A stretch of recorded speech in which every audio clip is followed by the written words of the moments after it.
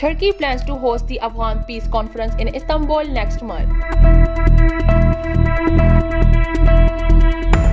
France, Germany, Italy, UK and the US condemn Houthis' attack on the Yemeni city of Marib. Nigeria has announced it will not negotiate with the Boko Haram terrorist group. Israel and the United States have discussed the security challenges in the Middle East.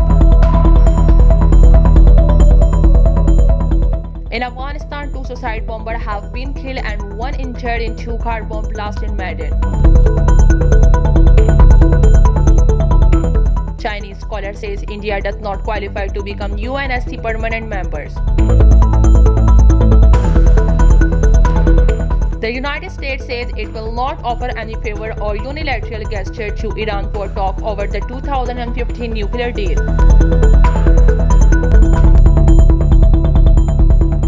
In Pakistan, all the 48 newly elected members of the upper house took oath as senator at the specially convened session of the house at the Parliament House in Islamabad today on Friday.